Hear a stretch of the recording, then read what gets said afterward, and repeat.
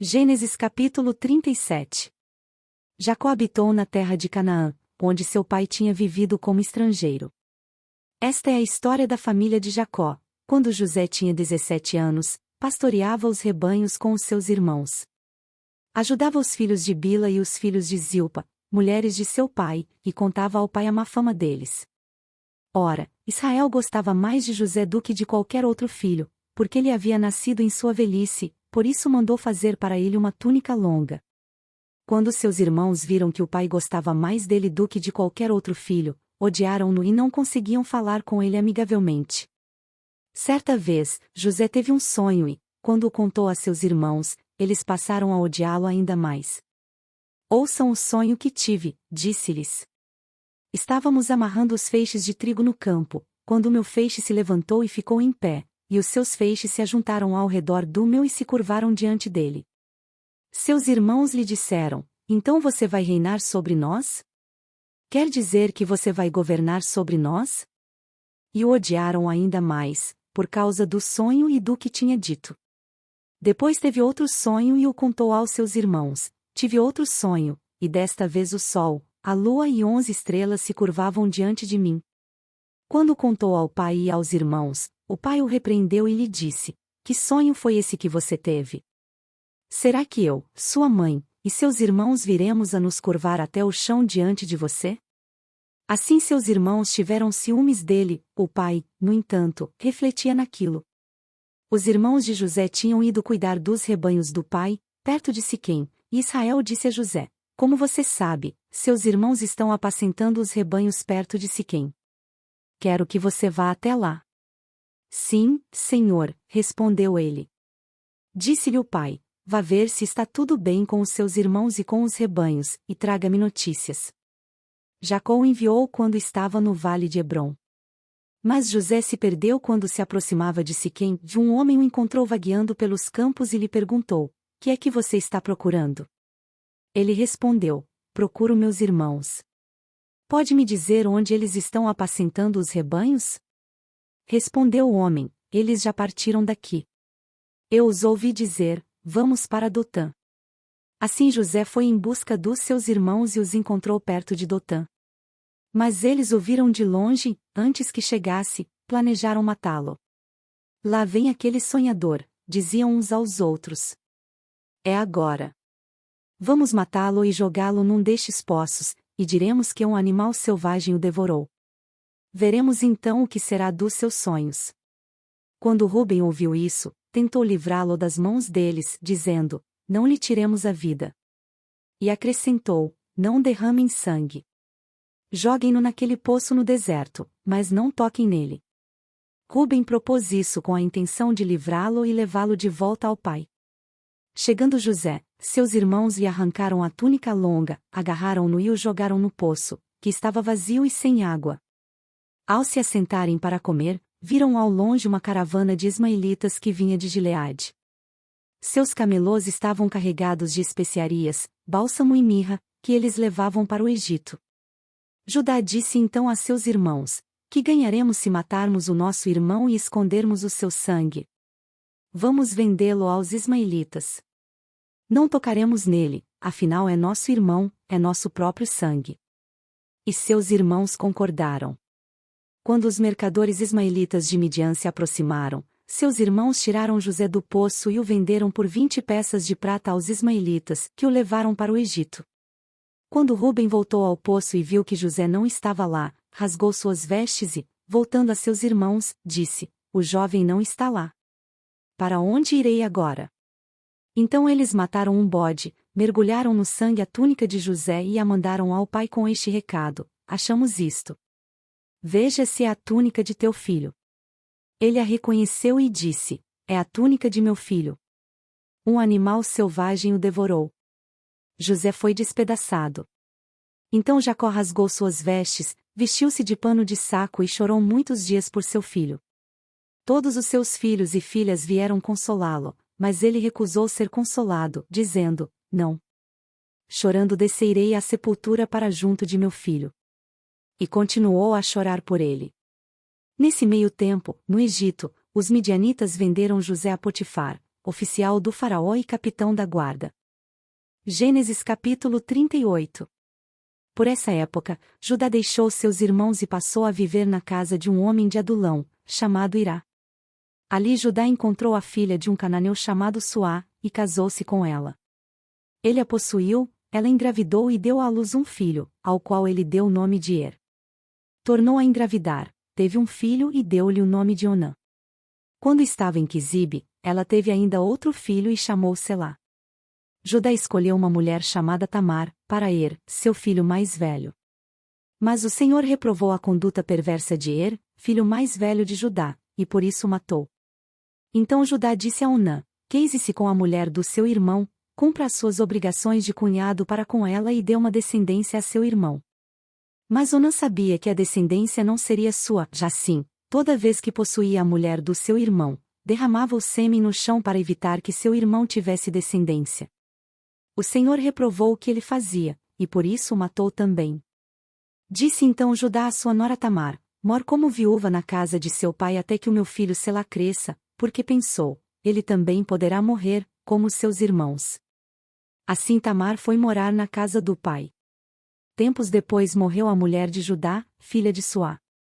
Passado o luto, Judá foi ver os tosqueadores do seu rebanho em Timna com o seu amigo Irá, o adulamita.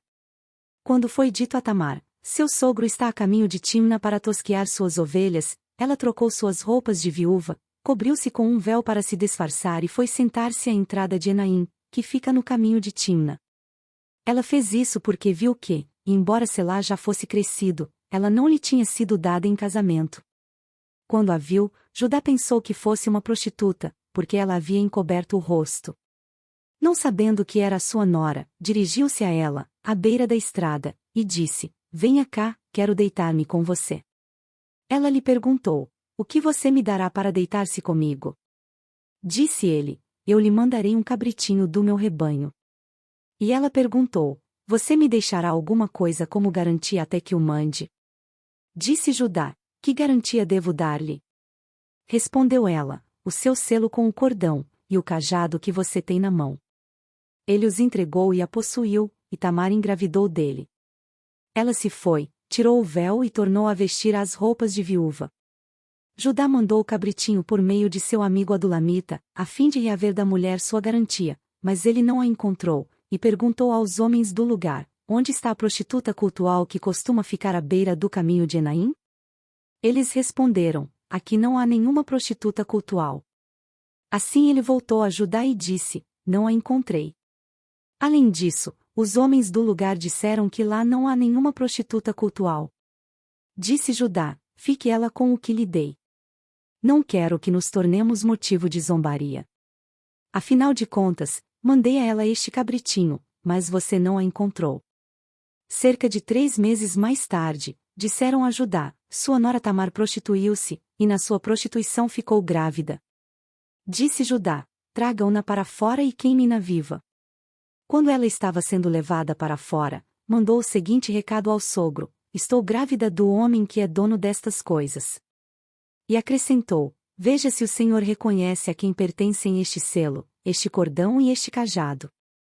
Judá os reconheceu e disse: Ela é mais justa do que eu, pois eu devia tê-la entregue a meu filho Selá. E não voltou a ter relações com ela. Quando lhe chegou a época de dar à luz, havia gêmeos em seu ventre. Enquanto ela dava à luz, um deles pôs a mão para fora, e então a parteira pegou um fio vermelho e amarrou o pulso do menino, dizendo: Este saiu primeiro. Mas quando ele recolheu a mão, seu irmão saiu e ela disse: Então você conseguiu uma brecha para sair. E deu-lhe o nome de Pérez. Depois saiu seu irmão que estava com o fio vermelho no pulso, e foi-lhe dado o nome de Zerá. Gênesis capítulo 39. José havia sido levado para o Egito, onde o egípcio Potifar, oficial do faraó e capitão da guarda, comprou-o dos ismaelitas que o tinham levado para lá. O Senhor estava com José, de modo que este prosperou e passou a morar na casa do seu senhor egípcio. Quando este percebeu que o Senhor estava com ele e que o fazia prosperar em tudo o que realizava, agradou-se de José e tornou-o administrador de seus bens.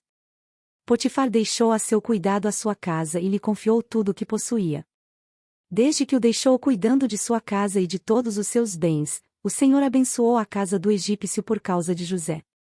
A bênção do Senhor estava sobre tudo o que Potifar possuía, tanto em casa como no campo.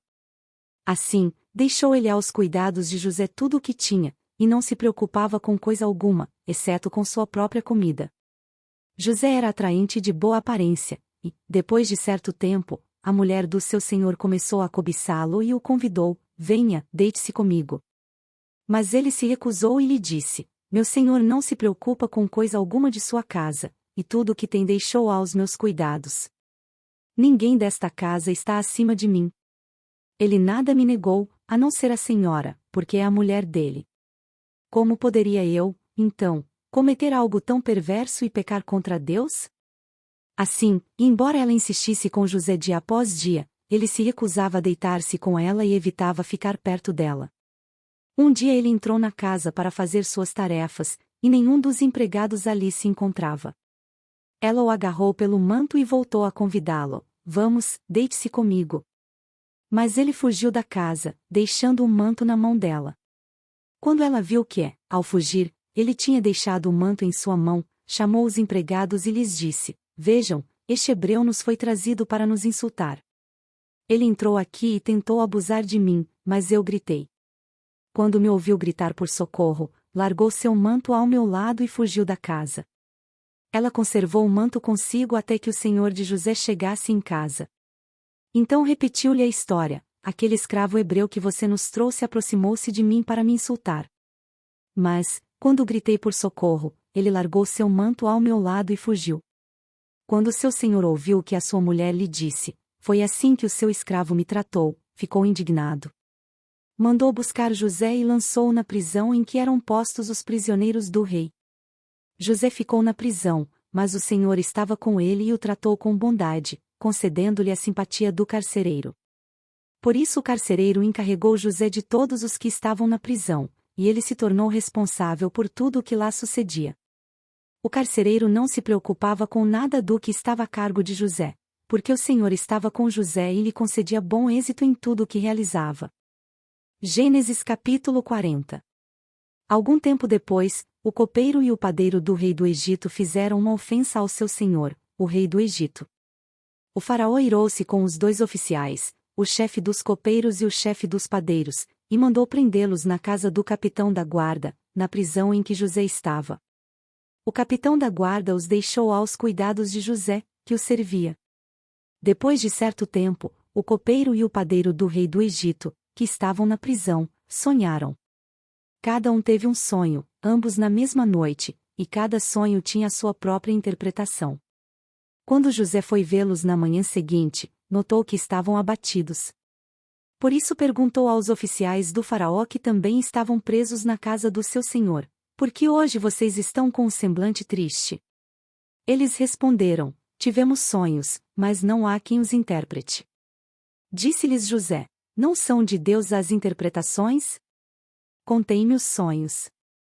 Então o chefe dos copeiros contou o seu sonho a José. Em meu sonho vi diante de mim uma videira, com 3 ramos. Ela brotou, floresceu e deu uvas que amadureciam em cachos. A taça do faraó estava em minha mão. Peguei as uvas, e as espremi na taça do faraó, e a entreguei em sua mão. Disse-lhe José: esta é a interpretação, os 3 ramos são 3 dias. Dentro de 3 dias o faraó vai exaltá-lo e restaurá-lo à sua posição, e você servirá a taça na mão dele, como costumava fazer quando era seu copeiro. Quando tudo estiver indo bem com você, lembre-se de mim e seja bondoso comigo, fale de mim ao faraó e tire-me desta prisão, pois fui trazido à força da terra dos hebreus, e também aqui nada fiz para ser jogado neste calabouço. Ouvindo o chefe dos padeiros essa interpretação favorável, disse a José: eu também tive um sonho. Sobre a minha cabeça havia 3 cestas de pão branco. Na cesta de cima havia todo tipo de pães e doces que o faraó aprecia, mas as aves vinham comer da cesta que eu trazia na cabeça. E disse José: esta é a interpretação, as 3 cestas são 3 dias. Dentro de 3 dias o faraó vai decapitá-lo e pendurá-lo numa árvore. E as aves comerão a sua carne. 3 dias depois era o aniversário do faraó, e ele ofereceu um banquete a todos os seus conselheiros. Na presença deles reapresentou o chefe dos copeiros e o chefe dos padeiros. Restaurou à sua posição o chefe dos copeiros, de modo que ele voltou a ser aquele que servia a taça do faraó, mas ao chefe dos padeiros mandou enforcar, como José lhes dissera em sua interpretação. O chefe dos copeiros, porém, não se lembrou de José, já ao contrário, esqueceu-se dele. Curta, compartilhe e se inscreva em nosso canal. Para mais conteúdos acesse www.mulherespreciosas.com.